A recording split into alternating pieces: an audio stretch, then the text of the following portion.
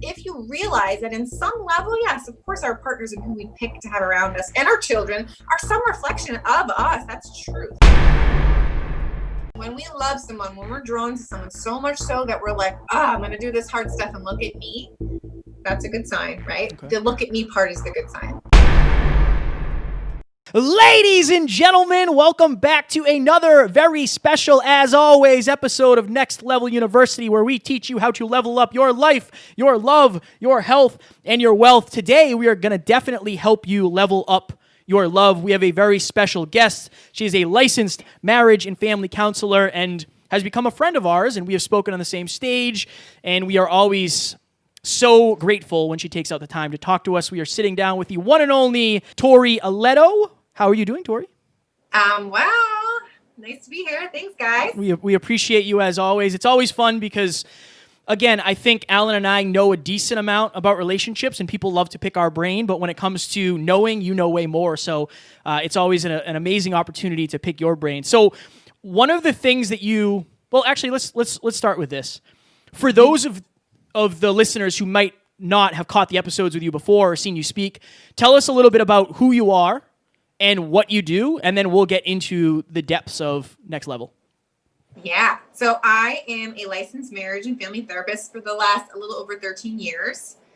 I am known on Instagram as NY Therapist, and I do a lot of work around self-connection, self-belonging, the relationship with the self, and how that extends over into our outer world, right? Our other relationships, our career, all the different spaces. So that's the core of the work that I do and write about. And you do it very well. You're growing exponentially on Instagram. You're helping many, many people do their thing. So it's beautiful. Thank you. Of course. Thank you. Of course. So my first question. Let's go. Alan and I are on a lot of podcasts, and I was literally on one yesterday, and the guy was like, "Oh, your girlfriend is so lucky because you guys have these systems and you do your check-ins and you do your gratitudes and all these things." First of all, I'm the lucky one, and I always want that to be known. But from your perspective, why don't more people have relationship systems in terms of I feel like a lot of people are just kind of winging it, hoping that it goes well and hoping that things work out. From your perspective, why don't more people plan out their relationships? I think that there's this myth that goes around that, working hard for your career makes sense, working hard to be healthy makes sense, but that we don't have to work hard in relationships. I don't know where it comes from. I just find it, often we just have the idea that relationships should come easy and natural and loving. And there's so much skill set involved in building a healthy relationship. And the thing about it is what's also important is it reflects the relationship within, which is why it's so personal too, right? Is that in order to navigate a relationship, we have to navigate ourselves. And that's an incredibly vulnerable experience. And that's not always, sometimes we're vulnerable at work too, depending on what we do and how we show up, but it's not quite the same as the vulnerability that exists in relationships. So it's a hard space to look at. Tory, I was listening to you. You had a quote come through about triggers, and then you also had an IG live that you did about triggers as well. Yeah. And the quote was something along the lines of, a trigger is always an opportunity to grow. And in a relationship, a lot of times when we get triggered, we either shut down or maybe we explode or we lose our temper. What do you believe for our listeners they can do when they get triggered? How do they recognize when they are triggered? Mm-hmm. What do they do about it to emotionally regulate and to respond rather than just react? The best way if you're being triggered is if you get to know what your reactive behaviors look like, that fight or flight, right? We're either fighting or flighting. So we're either numbing, withdrawing, defensive, pulling away, that sort of thing, or we're yelling, attacking, blaming, pursuing, along those lines. When we know, and again, we can show up differently in different spaces, but when we realize reactive behavior, it's a good time to pause and realize that something is coming up within, that we're being triggered. Right. And in order to really, and that's not a bad thing. I think triggers, it's ooh, that's so bad. How do I avoid that? But really, our intimate relationships are going to trigger us the most because they are indicating parts of us that we have this idea of when you're wounded in relationships and you heal in them. There are parts that come up in relationships that don't show up anywhere else. And those parts are going to trigger us. And when we don't look within, when we're spewing outward or we're numbing, we don't get that information and we don't get access to the growth that that relationship is highlighting for us.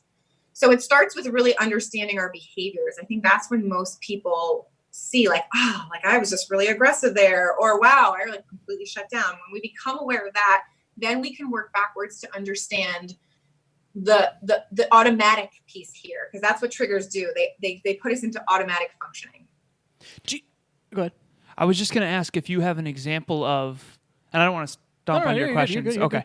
Do you have an example of when you've been triggered in your intimate relationship? Because I think that's the thing, right? You fall in love, and the deeper you fall in love, the more you learn about yourself, but the more scary it becomes. Because, you know, we don't want to lose. We don't want to be hurt. We all have that fear of being lonely or alone. You know, it's definitely a scary, vulnerable place. So I think that the best place to grow is in your intimate relationship. I couldn't agree more, especially in your relationship with yourself. So what's an example in your marriage or in your relationship where you got triggered and you learned something in it? There was massive growth for you on the other end of it, even though it was painful in the moment. Oh, yeah. I love telling this story because I think it's relatable. This was when I was, my husband and I were dating. This is when it came out. But I often would find something that I wanted to discuss. I would go to bring it up with him. He would sort of shut down in some capacity or defend himself, or really wasn't able to give me his presence. That would trigger me, and I would, either, this isn't going to surprise you, I would get very analytical. Like, I got very good with my attack. Like, I wasn't mean at first. I would be like, I've been doing this for a long time. Let me explain to you why you're wrong. I got like really good at that. And then, eventually then he would get defensive, and then I'd get critical, and it would just sort of escalate, and we would get nowhere. So what really shifted for me was realizing my role here. Right? Like logically and intellectually, I understood I had a role, but when I was in it, I was automatic functioning like anyone else. When I was able to pause, right? When I started to notice, okay, when I'm triggered, I feel it in my chest. I have my physical sensations are here. And I learn that becomes my pause button, right?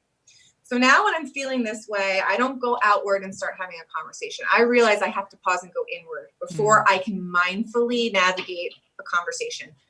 Before I know what's mine and what's his. That's what I like to tell people. Like, what's my wounds to address and my stuff to look at? Right. And what do I actually have to address in the relationship? Because we don't know that when it's all enmeshed and all triggered within, right? So when I was capable of pausing, which really is a skill set in those moments, and sometimes we start in reflective mode, right? We have a really bad fight, and then in reflective mode, we start this work. We go back. I have a system where I try to identify the triggers. Then I look at the thoughts, the feelings, and the behaviors. Because when we outline it, when we're in automatic mode, that goes fast. Mm-hmm. There's no pauses there. When you're reflecting, you're like, okay, what was actually triggering me? What's happening? What was the thoughts? And when you pause there and you get information, you start to learn about yourself. You start to develop a regulation process. And then the more that you do it outside of the moment, the more you start to notice, oh, that same trigger is coming up. Oh, my body, my chest is flaring again, that something's happening for me. And it becomes a moment to go inward before you decide if you need to go outward. So that's the practice. And for me, in that moment, I realized, ooh, there's a wound showing up here, right? I have a boundary and a need in my relationship from him, like his need for that presence when I'm communicating. But the wound is my old stuff from my family dynamic of feeling invisible. Right. That was what was peaking. So I had to address that wound while then also figuring out how to mindfully address the fact that I value growth and communication. And that was sort of his growth area. How do you measure progress? So I'm the sit and just handle it. Like I don't run. I just sit and handle it. Like I'm okay with that. But Taryn is more of the distancer, and like she likes to get up and go, and that's fine. What is progress? Is progress getting better at your thing, or is it coming? We call it the drive to 5, right? Should you be driving towards the middle of her goal should be to stay longer, and my goal should maybe to give her space proactively? I always say the progress looks like breaking the reactivity cycle. So meaning when you're both reactive, you're not going to have a mindful, productive conversation. Your insides are going crazy. So the idea is the person who's the fighter right, has to learn how to self-soothe and contain. The person who's the flighter has to learn how to connect inward and make, check in, see what's going on. When we develop our own skill sets in those areas, then we mindfully come back together and try to actually communicate what the topic was, because we lose the topic in this kind of fight, right? We're not even getting anywhere. We're just fighting. So we actually get to the content and we become more responsive and mindful of how we communicate with each other. Like there's more love and care when we're less triggered. Okay. Can I But that's follow? what progress looks like. Okay. So I've had a lot of people reach out to me, and it's almost like when somebody reaches out to you and asks you about a fitness question, you can tell, oh, that's the level that you're at in terms of your fitness knowledge. Somebody reached out to me and said, like, yeah, I just met this person. She's kind of ghosting me. And I was like, how long have you been talking? She's like, and he was like, a month. And I was like, okay, well, maybe she's not that invested. Maybe she's not that interested. It was clear to me that this person hadn't done the work, the deep work in a relationship. If somebody is listening to this episode and they're single, what can they be doing to prep themselves so when they're in this relationship and emotions are high, they're better capable at dealing with this stuff? I think that first off, we can always go back and reflect on any past relationship, right? And just kind of try to identify things and see our role and see what was coming up. The other thing we want to do is we get triggered all the time, not as intensely, but we get triggered all the time, right? So if we start this practice on a regular basis, what's something coming up at work, a friend, a parent, whatever it is, we start to go inward and we start to learn how to regulate so that we start developing that skill set, right? The thing about intimate relationships is they are going to reveal our wounds. And we can start that work, but they really get revealed as we go. So, right, it's like we really want to just work on that regulation process so that we can bring it into our relationship and go into that depth when we get there. Yeah, makes sense. So you had talked to us a little bit about shame and how you wanted to go down that road. And I think it's really powerful because you just mentioned that our intimate relationship is going to reveal our wounds.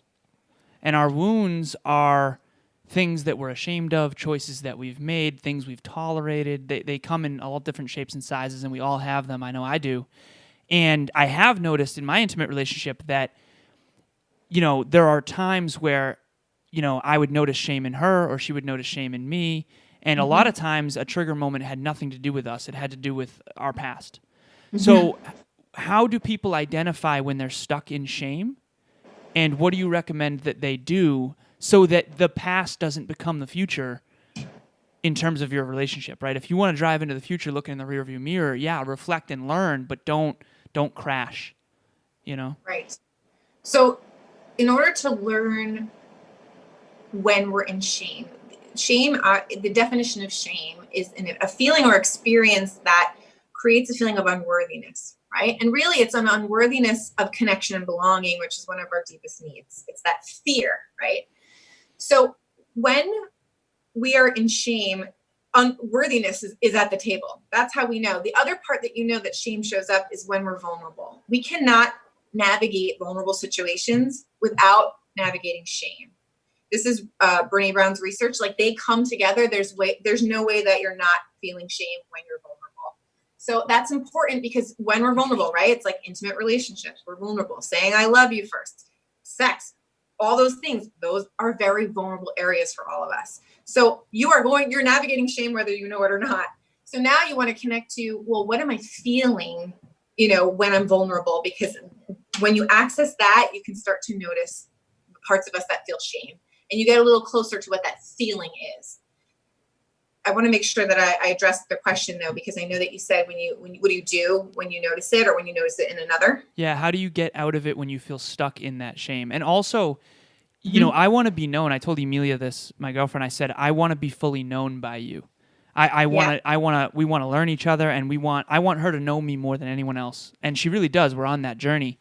But there are certain things from my past that we haven't talked about yet, and vice versa as well. And I think both of us are a little scared of some of our past choices in the intimate arena. What do you recommend to people who want to be known and vulnerable with each other, but are afraid to lose love because of maybe a past self that they're not proud of?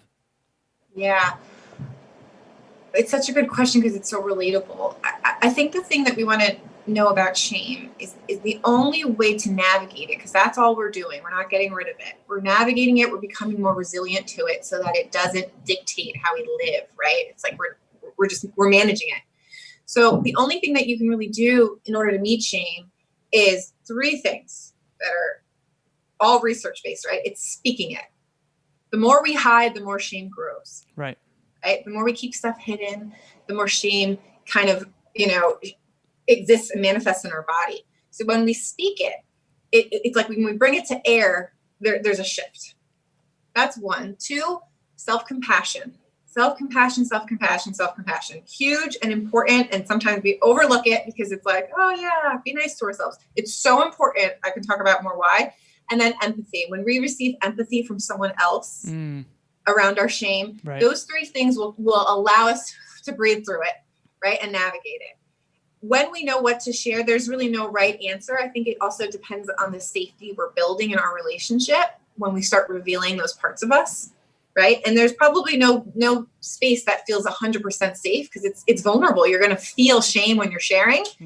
And then you're going to feel the lightness after when you're in a safe relationship where you can receive love and empathy on the other end. What happens when a partner, I've had past partners who didn't have that empathy part. And I don't want to say it was 0 or 100%, but it was on the lower end. Let's just say that. And then I stopped sharing. Right. Totally. Whereas in my relationship now, and I talk about this with Kevin as well, it's like we're there for each other in that shame, and it really helps you feel safe and then actually heal instead of lock it even deeper. And so for any of our listeners who feel like I used to feel, where it's like, I want to express this thing, right? Like, okay, I experimented with drugs in the past. I want to express that openly and not be made to feel like a terrible person because I'm trying to work through it. I could nearly cry just talking about it. My girlfriend has been so loving in those moments, and I've been that way for her. And so we feel safe, so we keep going deeper and deeper and deeper, more and more and more love. I feel like a lot of people do the opposite, and they diverge rather than converge. What can you say to a listener out there who doesn't feel safe to express their truth?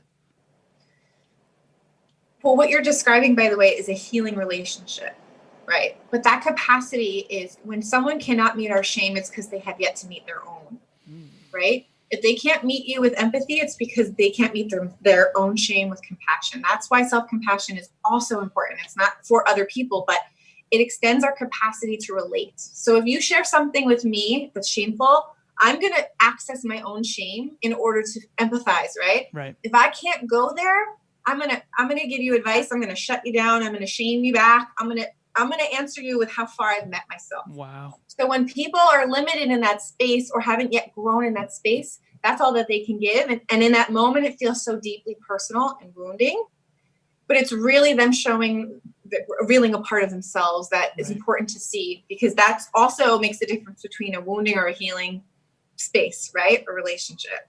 So the thing I would say is it's why you don't want to go all in vulnerable day 2 is because you don't know if someone's capable, and it can be very wounding. So it is, you want to pace yourselves. You want to trust and build trust and safety in order to start revealing these parts so that they don't re-wound, right? They become more of a healing experience.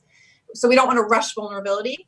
But if someone does meet us in that way, it's really important that we realize it's not as personal as it feels. Wow. My goodness. Wow. I have my yellow notepad out because I'm writing things. There's so many things I want to ask, and I want to make sure I don't forget them because I will. Oh, it's the real deal. When the yellow notepad comes out, I want to stay in flow. I want to stay in flow and make sure I'm actively listening. So this is like a new breakthrough for me and a new level of awareness. And Alan and I talked about this, and I'd love to get your take or your feedback and pick this apart. So Taryn and I went out to dinner with a good friend of ours, Mark, and his girlfriend.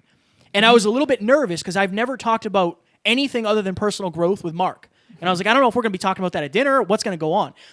In the mirror, I'm literally looking in the mirror doing my hair, and I had this moment of, well, I'm sure Mark's girlfriend is going to be a reflection of him to some degree.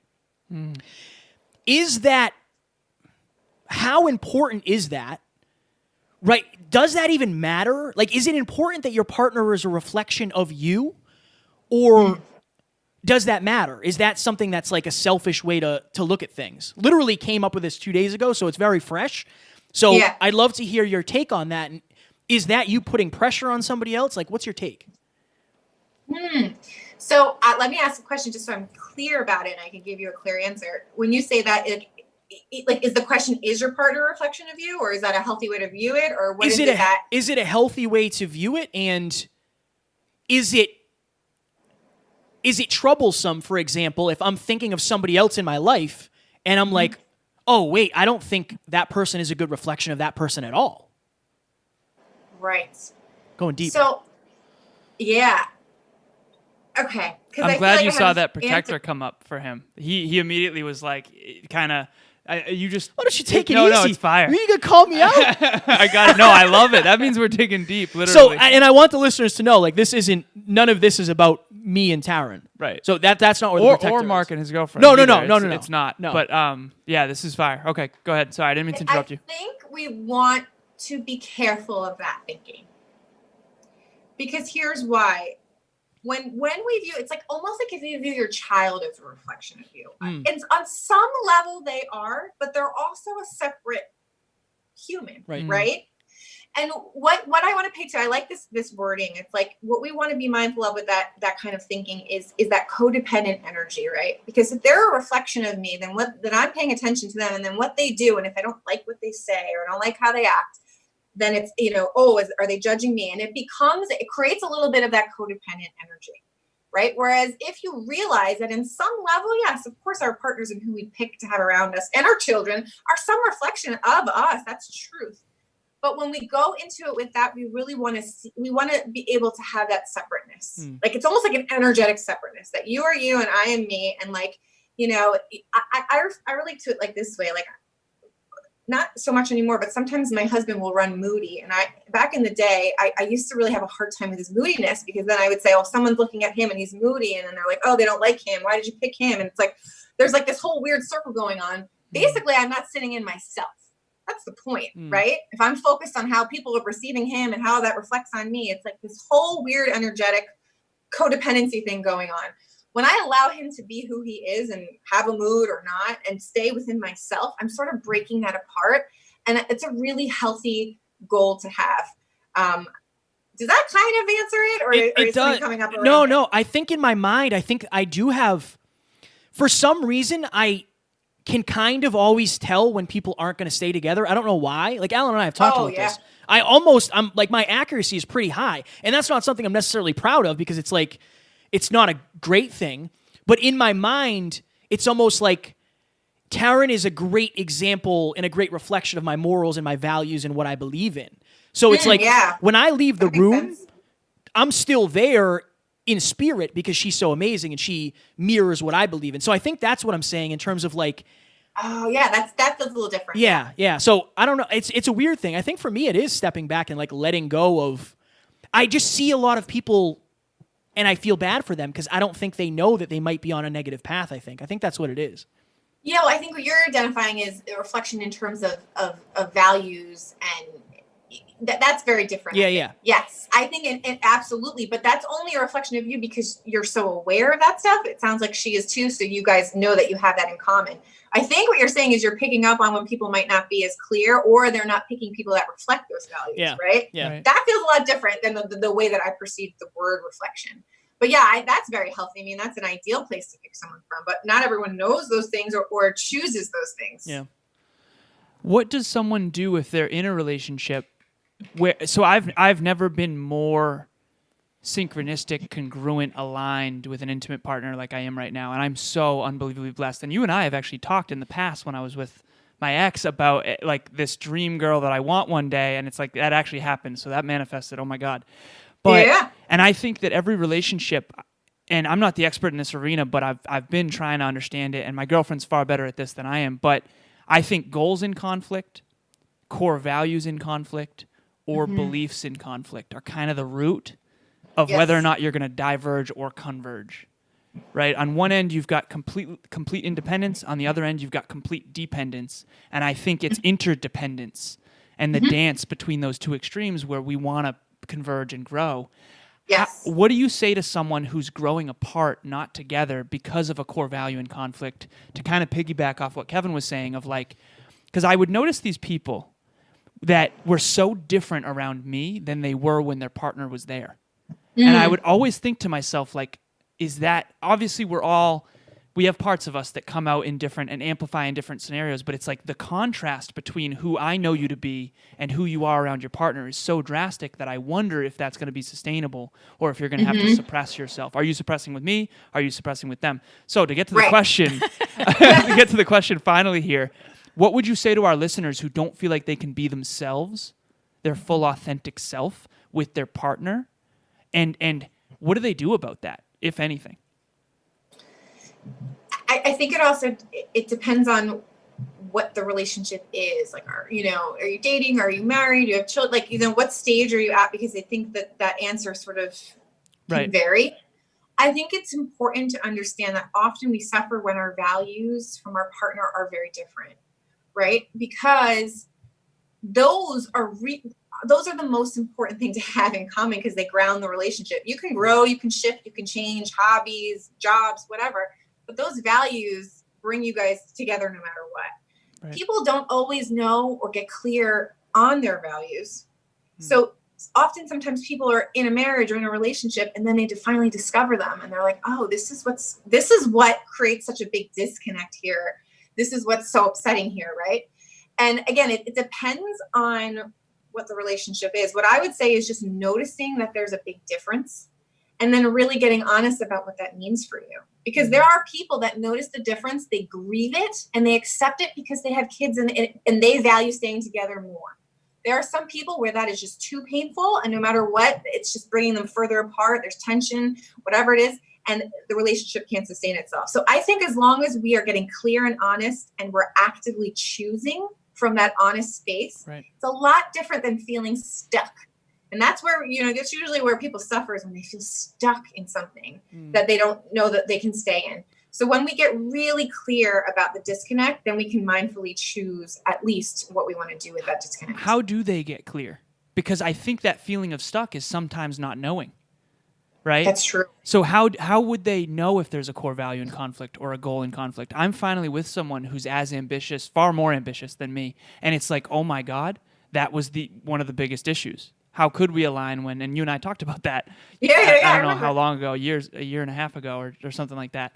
But how do they identify that in advance and get honest with themselves? Because to be honest, Tori, I was lying to myself about that not being a big deal.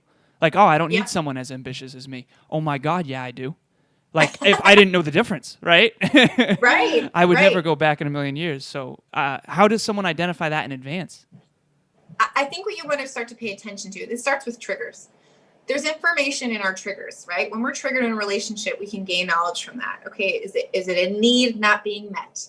Is it a boundary being crossed? What is going on that's making me triggered that's in the partnership, right? And our needs start to highlight our values. They start to highlight what's important to us, what we need from a partner, what we struggle with, right? They get clarity around that. Another thing that we get clear around is when we're embarrassed about our behaviors, often that means that we're out of alignment with our values. Right? It's like, how did I act that way? It's so against who I am at my core, but like there I was.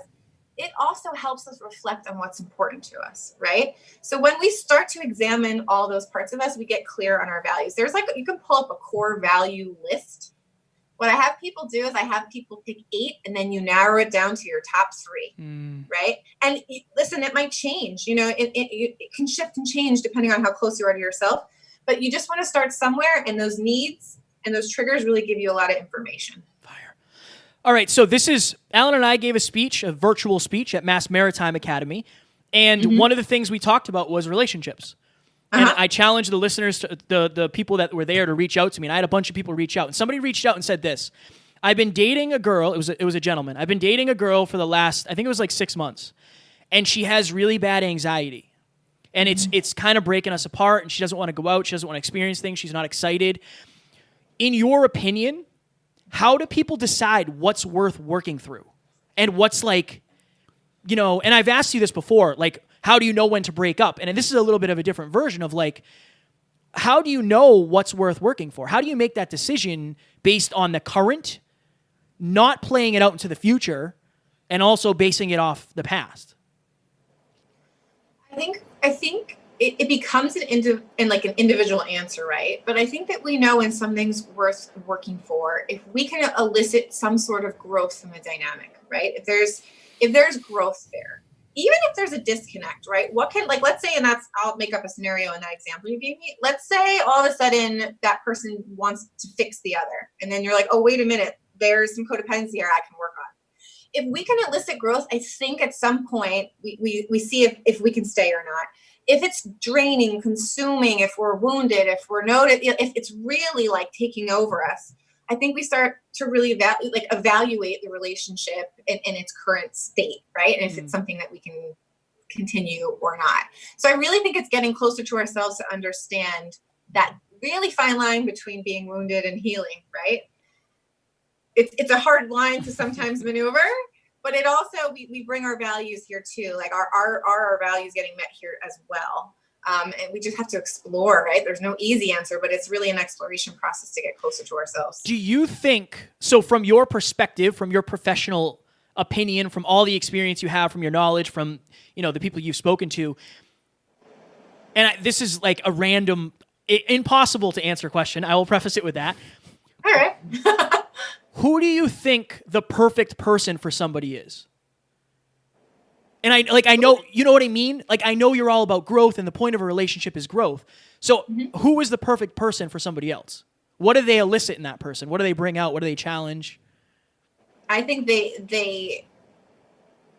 a two-part answer. The perfect person, right? The ideal person maybe is a person that elicits us to want to grow, to want to look at ourselves. I swear most people come into my room because of relationships. And then they're like, oh, I got to look at me and I got to look at all this stuff, right? Right. When we love someone, when we're drawn to someone so much so that we're like, I'm going to do this hard stuff and look at me, that's a good sign, right? Okay. The look at me part is the good sign. The other thing is when we're doing that, when we're working on ourselves, if the other person can do the same. Those two skill sets right there, and sometimes we're in a relationship where we're growing and the other isn't. At some point, you're going to outgrow, right? At some point, it's just not going to match up. Doesn't mean your growth isn't vital. You might be growing for the next person.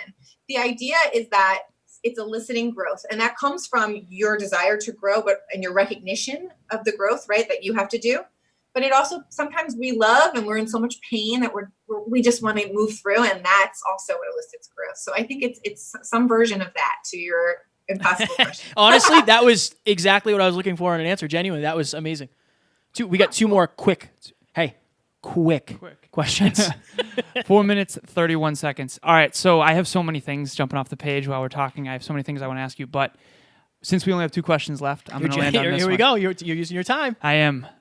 I'm trying to think of which one I want to ask. Okay.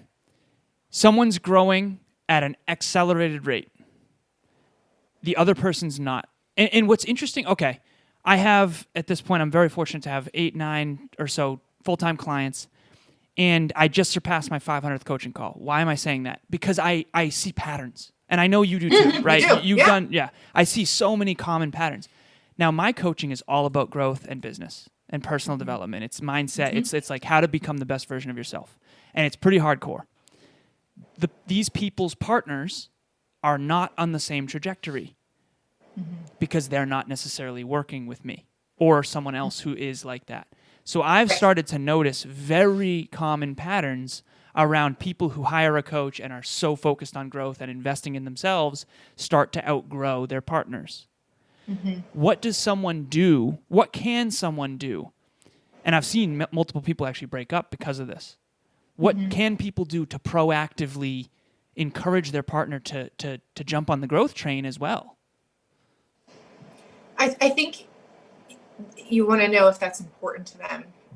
Is that what they're looking to do? Like, is growth important to them, right? That's one important question you want to have. The other thing is you really want to identify what growth means to you, right? Because we can define it differently. Growth can mean that we're both constantly like working on ourselves and evolving in our career. Growth can mean it can mean so many things. And you have to figure out what it means for you and what's important to you there, because it might look a lot different. Their growth might look a lot different. It might be very different than yours. And you have to decide if that's okay. Can you grow and evolve and do this, and they're in the same job for 13 years? Is that okay for you? And when you compare that, then you really get closer to what growth means for you. And then you can kind of decide, what that looks like in a relationship. The other thing too about growth is sometimes we use it as a shield. We can use it as a shield. Like, oh, I'm growing. I'm above you, right? That feeling of that. I mean, I know I've done that before for sure. I'm like, I'm a therapist. I know so much. Like, I'm here. And then you get really humble and you're like, oh. A shield for what? Like, A shield for the inner work, the vulnerability? What is that a shield for? It's like, I think there's a kind of like a pattern going on that like knowing, growing, like we're like almost like a better than. I've grown more than you, so I'm better than. Whereas when we really look at growth, it's very much for ourselves. I kind of wrote a post in this about vulnerability, but it applies to growth too. It's like growth is our own. We get to take it with us. It's our own no matter what, right? And if we're using it to be above, or we're using it to feed our ego, it kind of defeats the purpose. Oh yeah, for sure. That's the opposite of growth. Yeah. That's not. Yeah. So I think we just want to be mindful of all these different things, right? It's just paying attention to the relationship, and also just knowing if they value growth. Like, is that a clarity that you have when you're working with people? Yeah, because if you watch their actions, you can say like, I love personal growth because you read Girl Wash Your Face once, but like, where do you spend your time? Where do you spend your money? Where do you spend your attention? Right? If you're most excited about The Bachelorette every Monday, like, right. It's just, there's obvious signs to me, and it's very hard for me to see these people diverging and seeing the pain that's happening. And I want to, anyone can come and help them get on a growth trajectory. And maybe the love in that relationship will help that. Maybe the love is the reason why that'll catalyze the growth. And so I don't really know how to advise people in this arena when I see this happening. It's like, don't lose hope, keep growing, and hopefully their love for you and your love for them will be the reason why you both grow together, not apart. But I don't know when to like cut that or not, because I think I have delusional optimism, and I think you want to be optimistic, but you don't want to be. I've been, in hindsight, I should have broken something off way quicker, and because it was obvious in hindsight. It's like, oh, you're not really in hindsight, right. And I just don't. So I don't know what to do about that. But I'm sure you see that a lot in your practice as well. Is one person growing a lot, true growth, not ego growth, and the other person really just not interested, even though they say they do. It's the person who says I'm into growth, but then really doesn't put the time in. Doesn't do the growth, doesn't do the work. Right. So. Yeah. I mean, I think eventually that disconnect's going to be apparent, and they have to decide how to navigate it, right? Right. My goodness. I love the way that you take concepts that are very difficult and bring them like, you give like tactics and understanding. That's one of my favorite things about you. All right. Oh, thanks. Of course. You're very welcome. Last question for me, and then we'll let you talk about the amazing things that you have going on. If there was a microphone shoved in your face and you were able to deliver one statement to the world to help them get to the next level of their relationship or inner work or self-love, what would that be from the one and only Tory Eletto? So wait, can you repeat that question? Oh, yeah. So somebody shoves a microphone in your face and says, hey, what is your one thing that you think could change the world? Like, if you only had one statement that could change the world and help people with their relationships with others and themselves, what would it be? That's a great question. It's what we do around here, Tory. That's what we do around here. Kevin's fired up today. I really think that I'm going to say it's learning how to navigate vulnerability. And I'll tell you why, because it shows up in the most important parts of our lives. And it often is what stops people from doing things that will be so fulfilling, that will live out their passions, that will get the love that they want. And I really think it's navigating that I see when you talk about patterns, Alan, over 13 years, you see patterns. That's going to make or break someone. And really, again, that's also how you meet your own shame. So it's that, and I call that the relationship with the self. Right. How loving and safe are you within? Or you can't berate yourself to heal. You can't. So we have to develop a loving relationship, the one that observes ourselves, the one that can see our own thoughts. You have to develop a loving core in order to give that outward and kind of do the things that you love and be the best version of yourself. So some version of that. Oof. This was fire. This is the best one we've done with you yet, Tori. The best one we've done. Hopefully we got another 100 in the tank. Yeah. So Seriously. if somebody, well, definitely somebody listened to this and they are blown away, where can they learn more about you? Where can they work with you? What do you have coming? And where can they find you? So Instagram, NY Therapist. I actually just did a webinar last night about teaching you the practice of self-regulation. It is the foundation for the webinars that I'm going to continue to do because I think it's the foundation of all of the work we want to do. So it's really, and it's teaching you my process, so you really can't get it anywhere else.